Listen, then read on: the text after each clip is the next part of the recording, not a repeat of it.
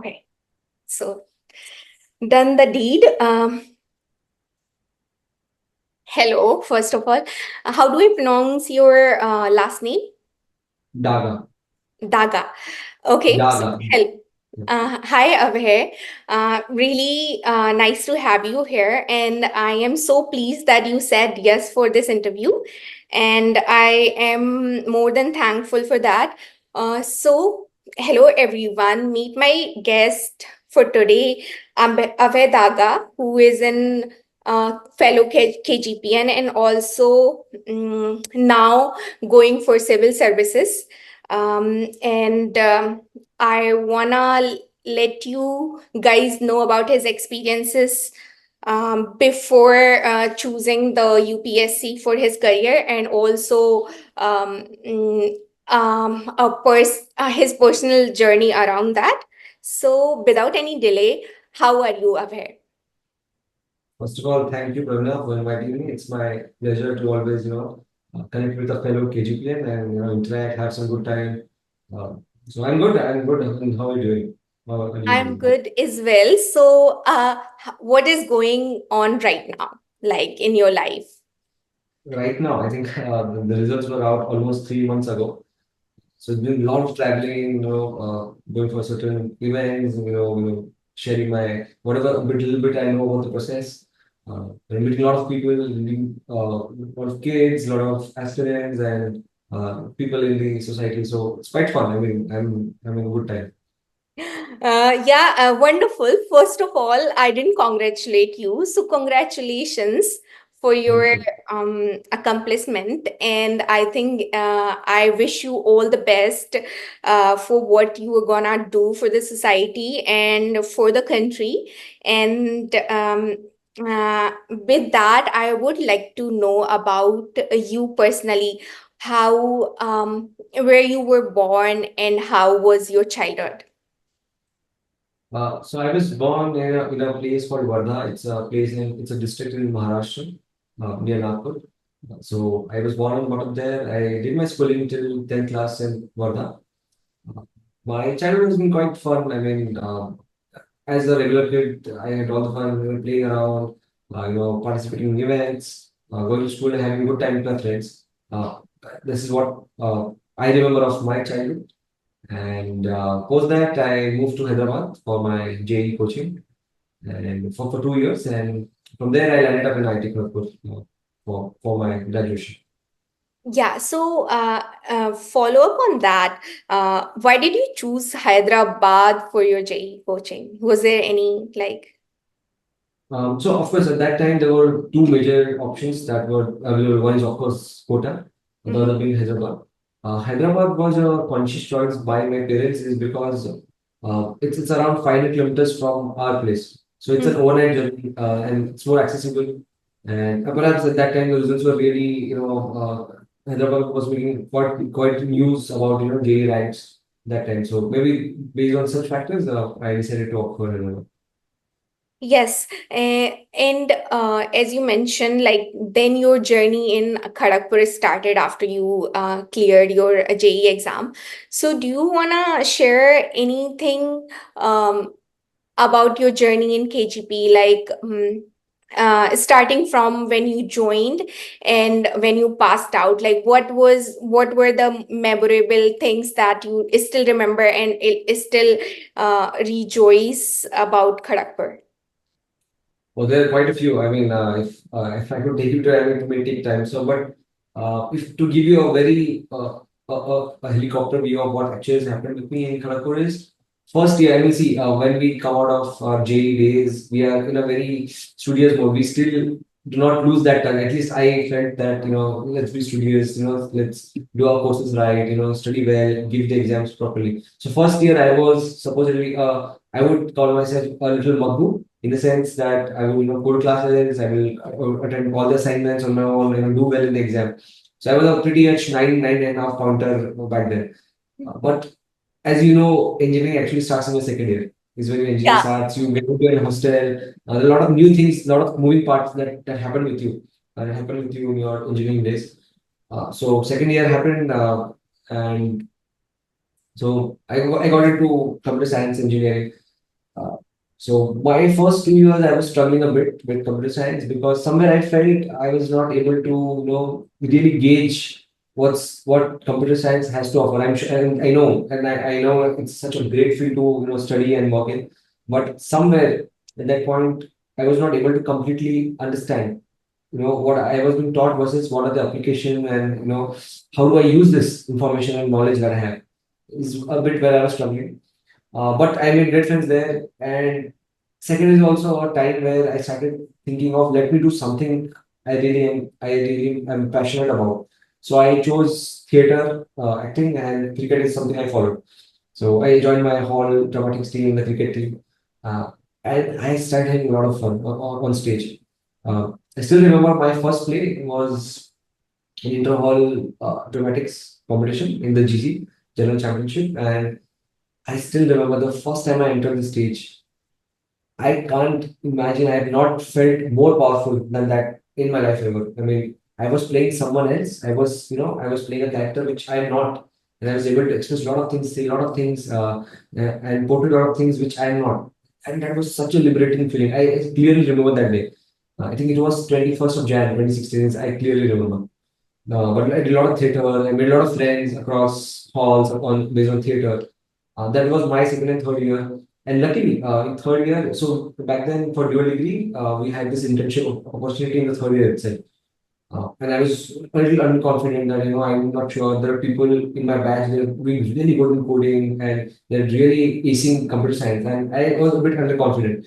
But I kept doing a little bit competitive coding just to stay in touch and so that I, end up landing a good internship. I still remember the first day of internship. That's first August is when things start. I just went with no expectations. I gave my Microsoft interview and I landed with a internship opportunity. I was like, wow, this was the thing I was not expecting, and I was fortunate, I was lucky. I got that. Of course, I did my hard work, but somewhere maybe it was just in.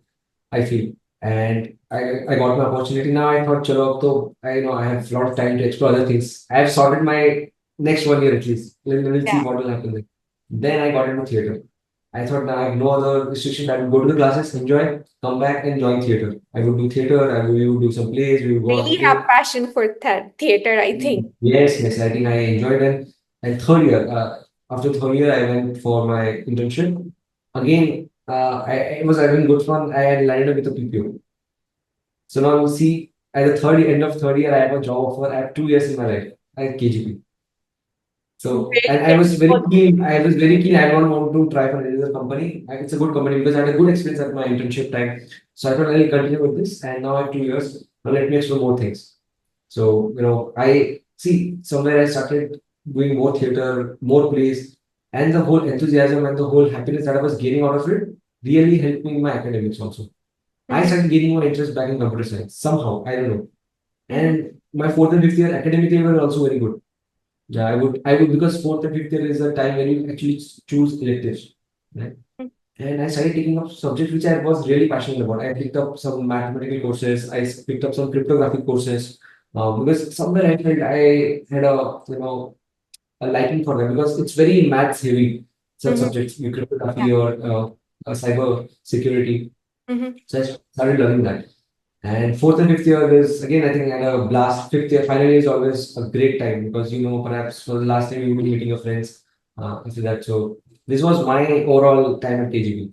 Quite fun. There were lots of ups and downs. I not really talk about my lows, but I think theater kept me going in my yeah. KGB. I'm so happy that you found something other than like what is your like main career to do because if you find something else, you kind of always have as backup, not backup in terms of like that you can pursue as a career, but something to rely on when you are like facing tough times, I think. And when you said, oh, when I was first time on the stage, you felt something, and I think that's very amazing that like that feeling of finding something, like finding your own thing. So I would like to talk about like why didn't you pursue theater after that? No, I did pursue. 2018 is when I graduated with my dual Yeah. degree, and I joined Microsoft Hyderabad. Mm-hmm. So I had a lot of time after my office hours, so I would start scouting for theater groups and all. And also, as to mention, back when I was in KGP, so I was an intern in Microsoft. So that's where I landed with an opportunity of working in a TV show called Siya Ke Raam on Star Plus. It was a big show back then. So I got an opportunity to work for an episode there. Because I was, working with certain theater groups, and I would go and have interaction, and I luckily got an opportunity to work. So, Wow. I was doing the theater circuit by then, in Hyderabad. So I contacted them again that, I'm free. I would like to, work with you, and, viewers, and because people come from diverse backgrounds, in the Hyderabad circuit, theater circuit, and you have a lot of good people coming from NSD. You have people coming from Lee Strasberg University, Lee Strasberg Acting School, and I think it's in New York. A lot of people that, are around. Mm-hmm. So I would, spend my morning hours, the evening hours I would be at office. Evening I would rush to my theater circuit, theater group. I would, rehearse a play. We would put up a show. Do a lot of shows, go for auditions here and there. So I would keep myself pretty much engaged. But yes, I would not deny that at that point, I did not want to really pursue acting as a career. I did, but with my experiences in the theater, I realized I was liking acting just for the sake of doing it. I mean, I was loving the art.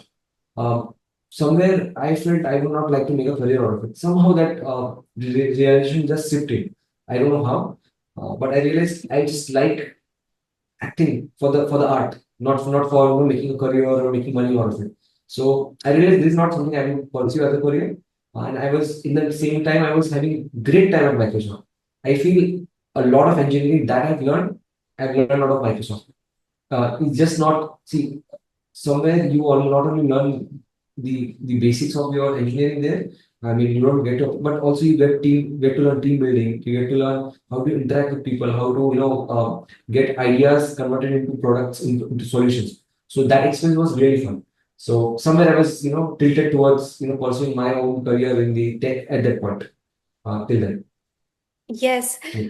I would like to little highlight on a thing that you said that uh, you didn't find theater as your like primary career.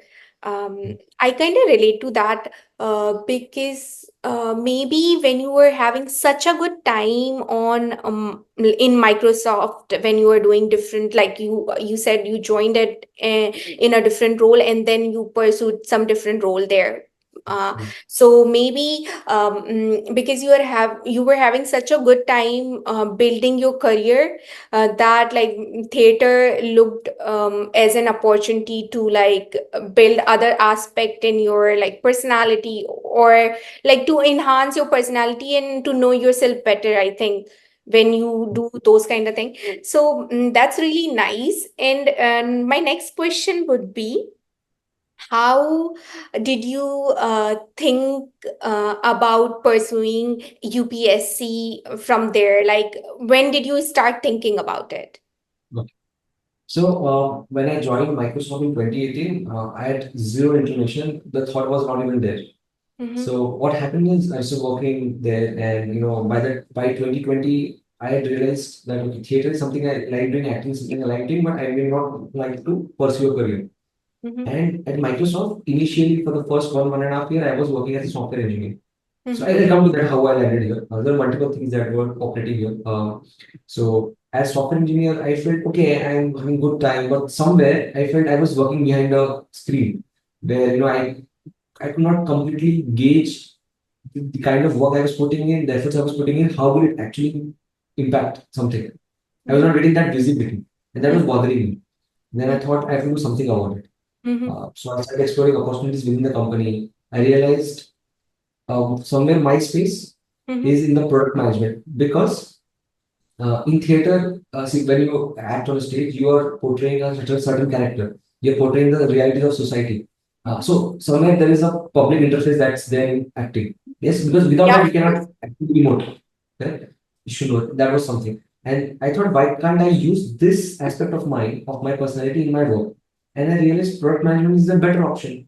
I usually get to do a bit of coding, but I will be more into a public interface as an I would interact with my customers. I would understand their problems, bring that problems to table with our team, discuss, ideate, innovate, and get that executed and deliver. I think I was enjoying that fun. So I requested my manager that, whether could I explore this path for a certain time? And if you think I'm a fit, you could maybe, push me for an official designation of a PM. Mhm. So they said, oh, fine. So Microsoft that way is a very good company. It lets you explore every aspect of your personality that you want to.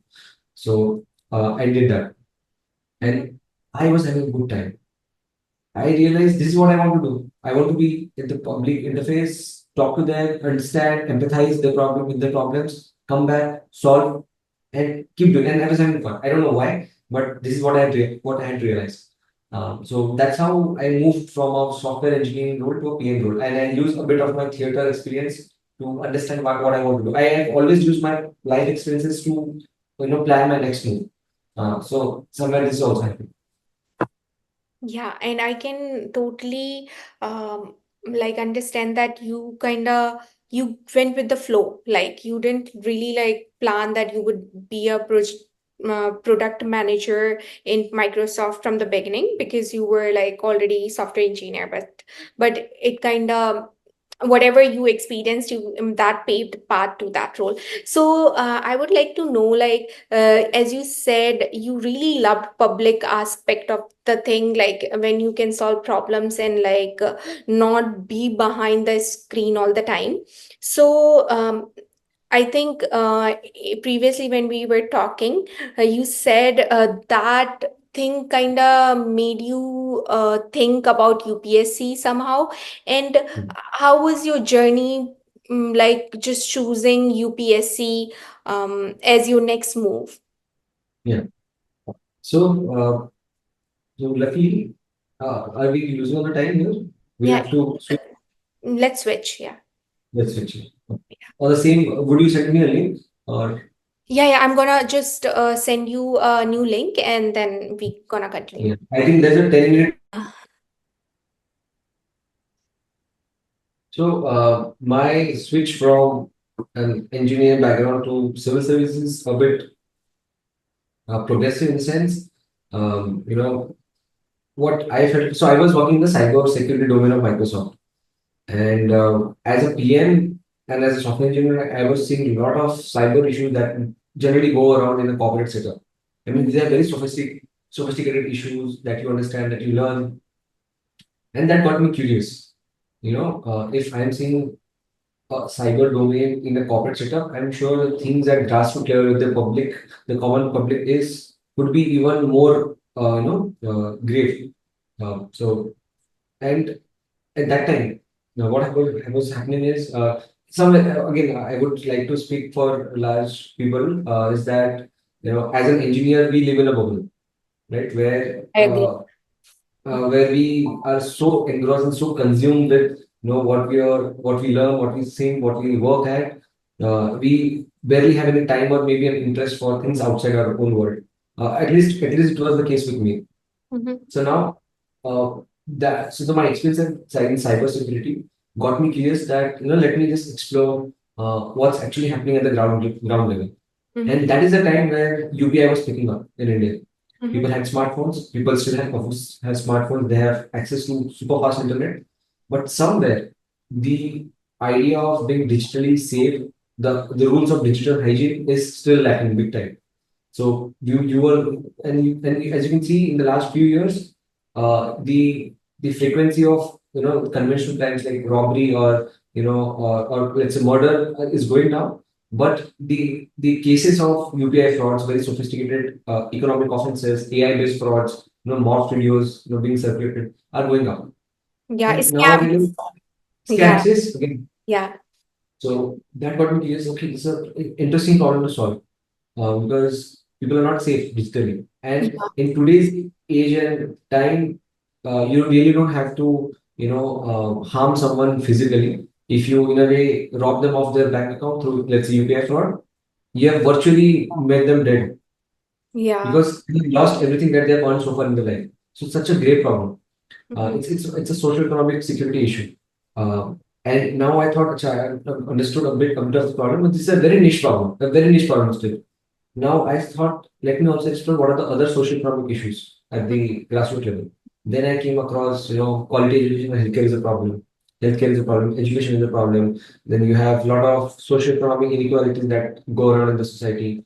And of course, at a very global level, climate change. We're actually seeing the effects of climate change in the current time. And I'm sure you can imagine how great it's going to be in the future. So now that made me wonder, oh my God, there's so many problems to solve. And Yeah. somewhere it's, in a way, generating certain of, that responsibility to do something about it.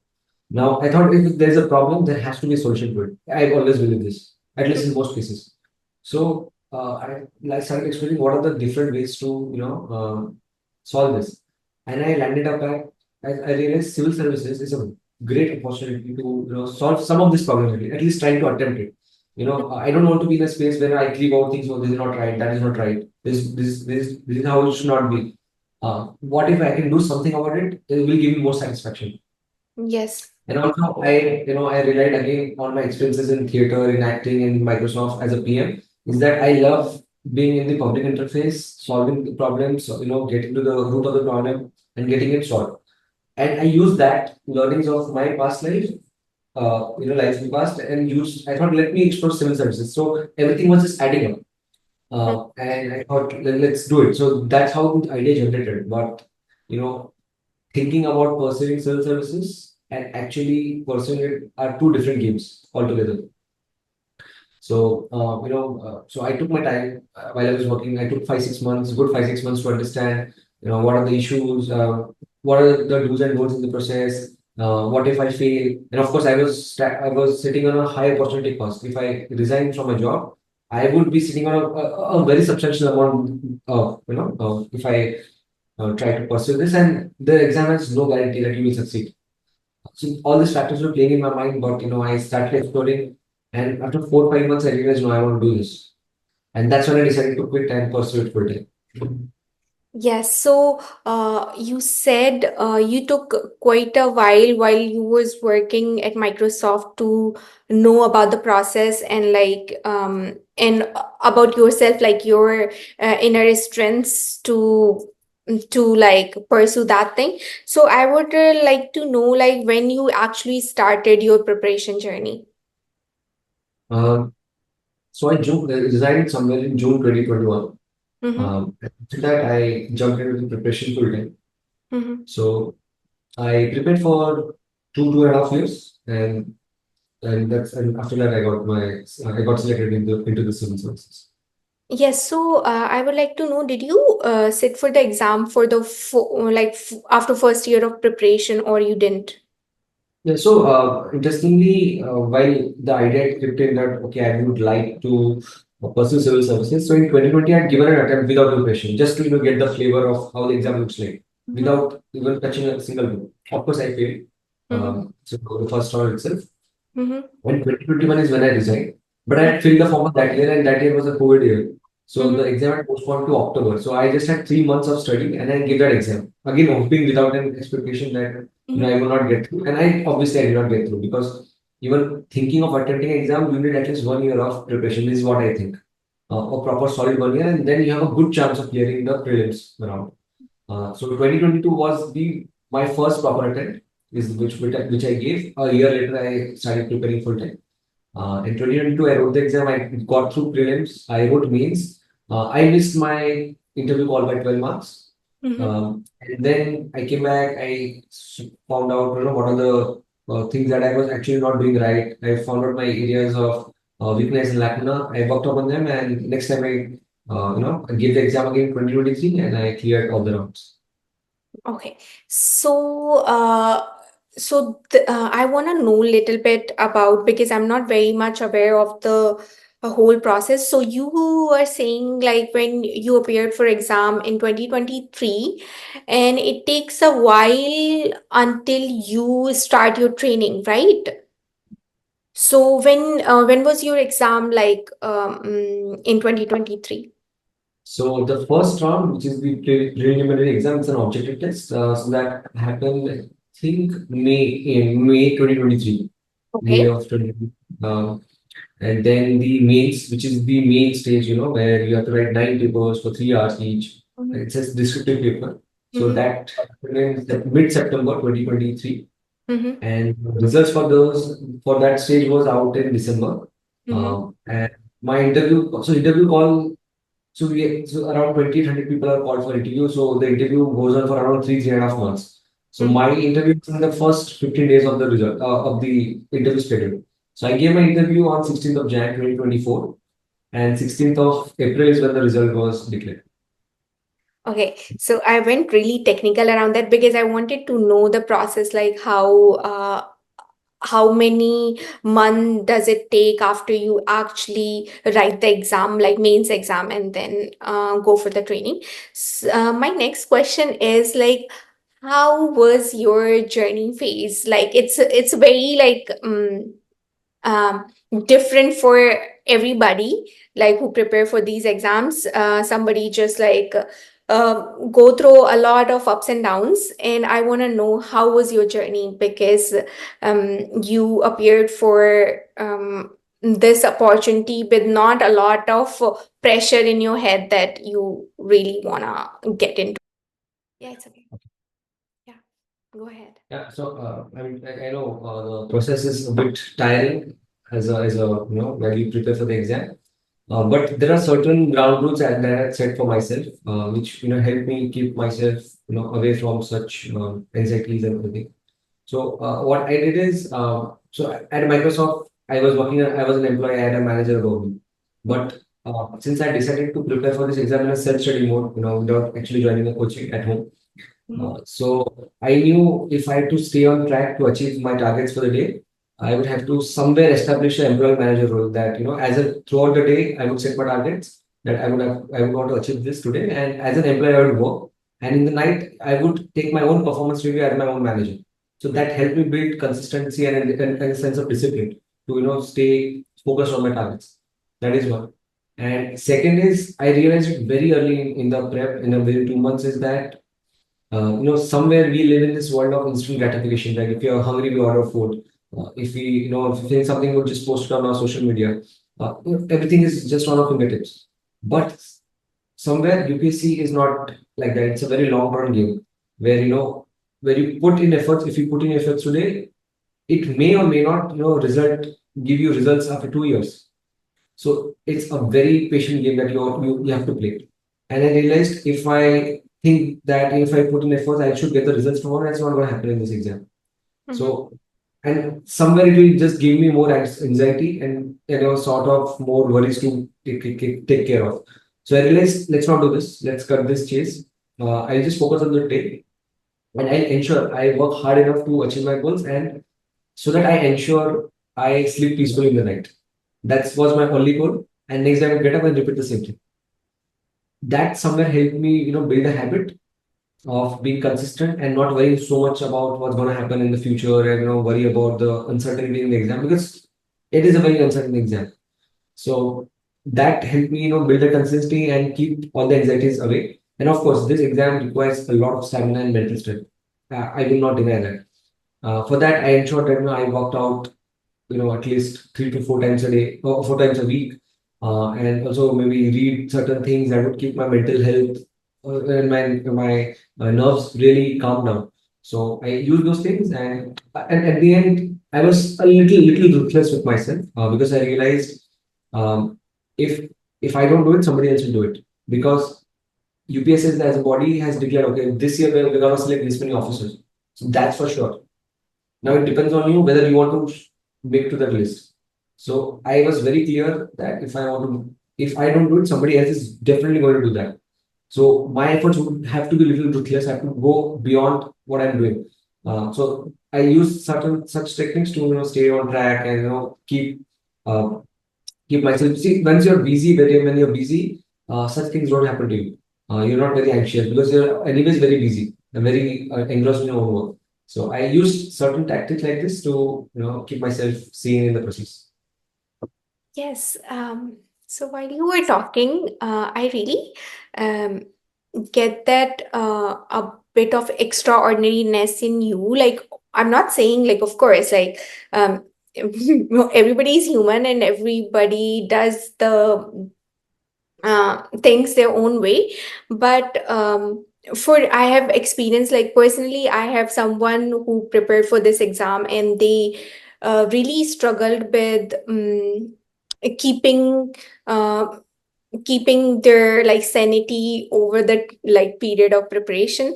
So I feel like you really had your ground rules sorted out, and that really helped you to achieve your goals so in such a short period of time. So I would like to know, do you consider yourself very intelligent or overachiever? Because like I'm not saying with the perspective of okay, you have achieved so much, but just like you are not, of course, like journal, you are not, you don't come in the category of like a normal intellect for sure, because you pursue theater, you developed your skills. Probably you're not like basically intelligent by birth, but you kind of build your capabilities. Do you consider yourself a bit of like overachiever in that sense? No, I personally don't, because I'll tell you something. So now we have the results, and I may come across as someone like that. I'm not sure, but the thing is, whenever I've gone through a process like this, be it acting, be it learning the basics of engineering at Microsoft, or maybe preparing for UPSC as an exam, I realized my learning curve is very steep. In the sense, I really don't understand the game in the first half of the whole preparation of anything. So I realized I have to do a lot of hard work. I am not born that I just pick up things very easily. Mhm. Maybe I realized my strength doesn't lie in having that innate grasping power. It's in the execution is where I think I feel my strength lies. I because I feel myself. I'm a person. If I'm passionate about something, I I go in completely. I just don't keep any scope of regrets or something. So I'm very ruthless that way, and I focus on the execution, because ultimately, no matter how good you plan, how extraordinary you have a plan about pursuing something, if you don't execute well, you're gonna fail. And I was very clear that somewhere, over the time, I realized there are certain traits about me which I was aware about. For example, I was aware how to take care of my physical health and mental health because of my past experiences. So I knew this was my strengths and weaknesses, and I would have to optimize it for helping me in my preparation. So I executed things maybe in a very efficient way, to say that, and that's why I maybe I've achieved whatever little I've achieved. So it's not about intellect. I don't think I'm intellect, because whenever I interact with people with similar background, let's say in acting circuit, or in a civil service, or maybe as an IITM or as an engineer, I always realize I'm the least intellectual guy in that room. I always feel that for the most period of time I have had this imposter syndrome, that maybe I've struck of luck that I got into somewhere and I'm doing things. But then I realize, even if I'm lucky, I better work double hard, so that I match up to that level. So it's about the execution, I feel, which keeps me going, and maybe doing things I really want to do. I am not born with any skills and innate capabilities. It's just my madness and a bit execution power is what helps me. Yeah, I totally agree. I think it's all in execution, whether you have to do anything, I think. But of course, like I would have to give you that kind of extraordinariness, because now you're gonna become a IAS officer or IPS officer later. So of course, that's like such a huge responsibility and power. And until you build those kind of skills, you can't do it. I would like to know that how did you take care of your mental health? That you said that you knew about certain challenges about yourself, and then how did you deal with it? Because that's the core of it, right? Right. So I see dealing with mental health in a two-way process. In the sense, there are certain short-term problems that you face mentally, and there are certain long-term things. That I always believe. Mhm. Short-term is maybe you're tired or burnt out, and you don't really understand what's happening with you. Mhm. So I realized if I, try to be physically fit, if I exercise, that would help me release certain hormones in my body. I don't know if it's called Dolphins, yes. endorphins and dopamine. That will keep my mind a little happy, and I would be in a more focused state. And if I'm in a focused state, I will not be stressed because I feel stress is always in the past or the future, or in the future. It's never in the present because in present, if you are in the present, you're anyways focusing on something. So stress can never be in your present. So I think that helped me.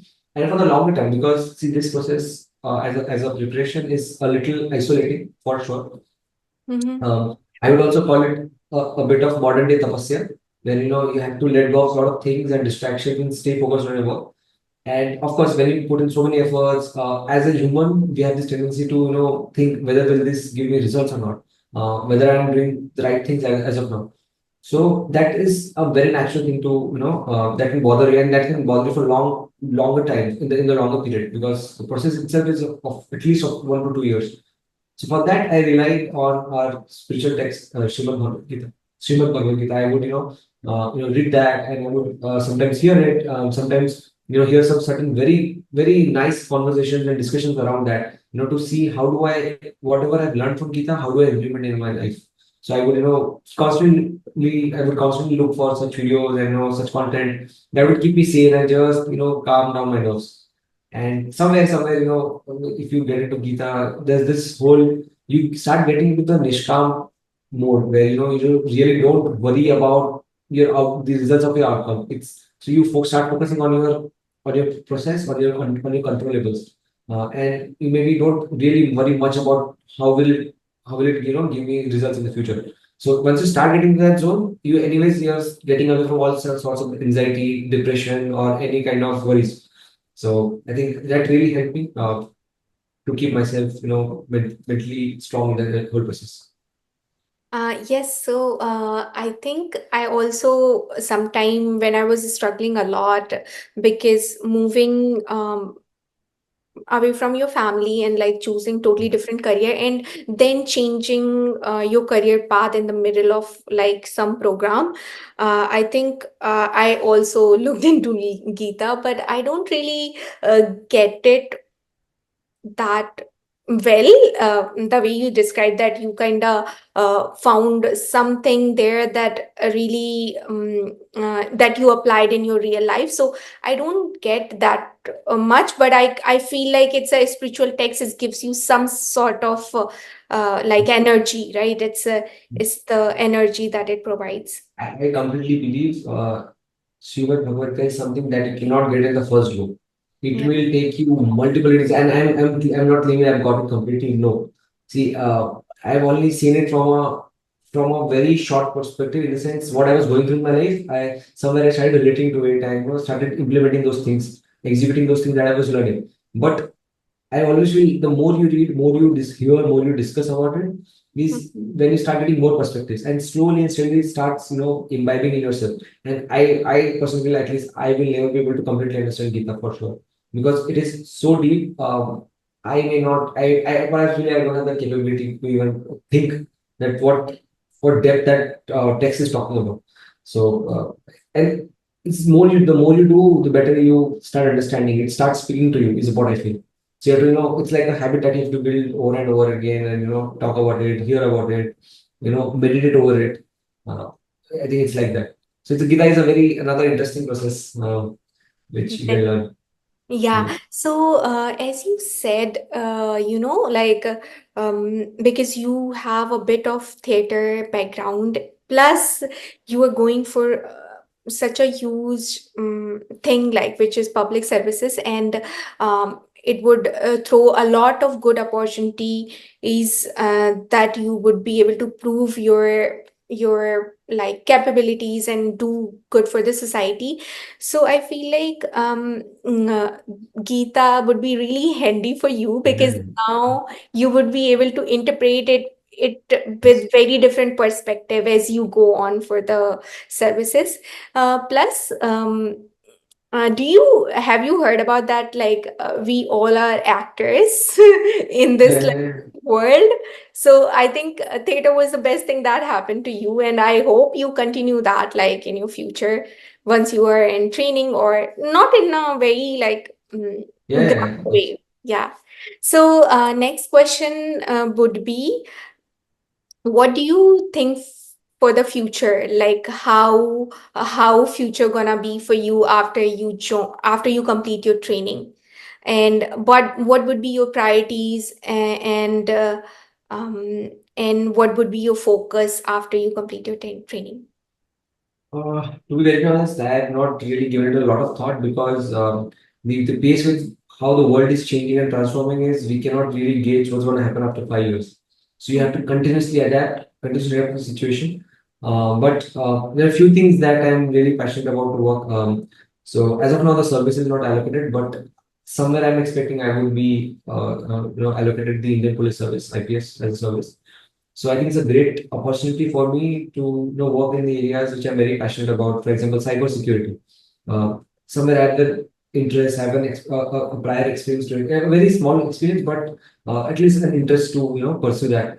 And I am assuming the future crime the crime world would be surrounded by cyber crimes, by economic offenses, by very sophisticated AI based crimes. So I think that's one space I would really want to work.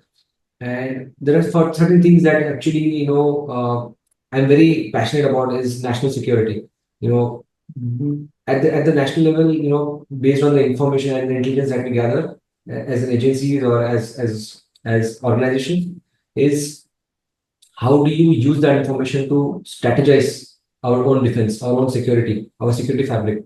I think I'm really passionate about that. So I think that is one space I would obviously like to explore somewhere in the future. Let's see if I get an opportunity.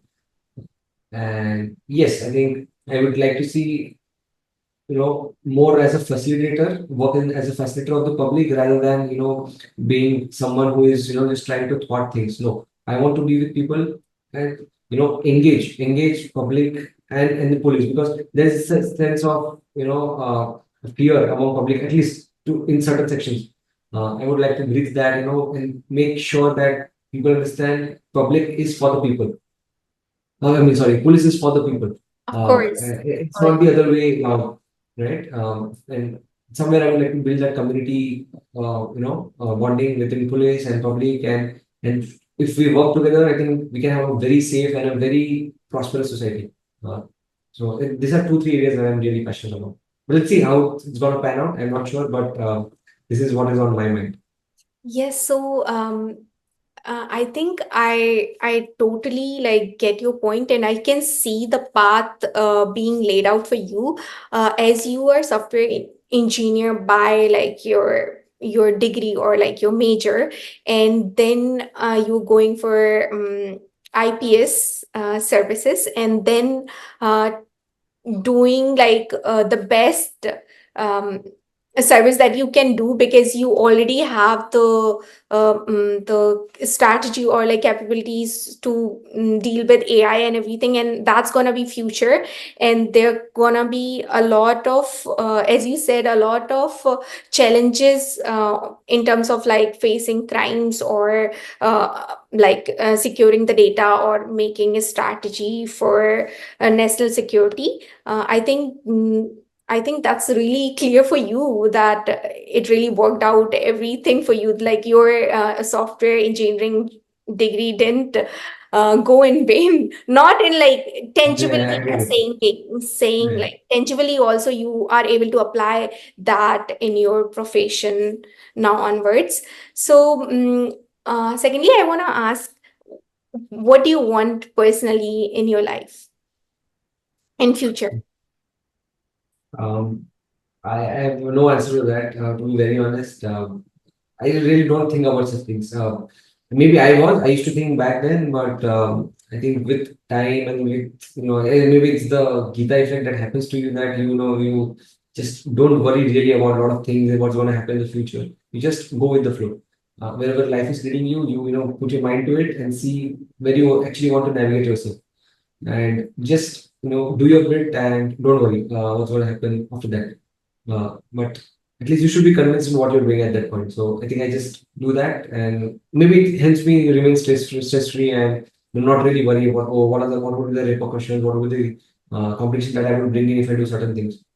If I feel something is right and it's within the in the larger good, I think we should do it. And this is what I have kept it in my mind. Let's see what's happening, what happens in the future. But as of now, I have really no such goals or okay, I want to achieve this. I want to do that particular thing. Yeah, I would totally agree. Once you become like IPS or some officer after this training, I think future is pretty straightforward. As far as I know, like it's like you do the job. That's it. Like whatever comes on the table, and you do the job, and that's pretty clear. And so I would like to end this interview with a bit of your personal side that you're gonna explore while you wait for your training. So, are you trying any theater in that time before you join Uh, the training? I think the training academy gives you lots of opportunities in terms of pursuing any hobby that you have. So what I've heard is you have theater opportunities, you have opportunities for fitness and yoga, and you have a lot of sports that go around. So there are two three things I would like to learn, and I would also try to pick up a hobby which I have not done before, I have not thought about before. I'll keep it as a surprise. I will see what is there to offer and then pick one of that. Just to when just to enter a unknown territory, I would like to explore that as well. Hmm. Let's see. That's pretty interesting. And Yeah. uh, I think that's it for the interview. And I hope you do the best you can. And I wish you all the best in the future. And I hope I meet you someday, or I do an interview after you are in the services, if you would allow, of course. No, no, no. So thank you so much for having me, and I had a great time conversing with you. And I'm sure I mean, your passion looks and it's very visible in terms of interacting and creating content, which is not only consumable but also very informative for people. And yeah, I'm also looking forward to meet you sometime in the future. And I'm sure you'll do really good. Thank you so much. All the best, Abhay, and it was lovely having you. And I'm more than grateful. You can see the gratefulness on my face that I'm glad that you thought of having a conversation with me. So yeah, I'm honored. Thank you. Thank you so much. Bye bye. Have a nice day. Have a good night. Bye. You too.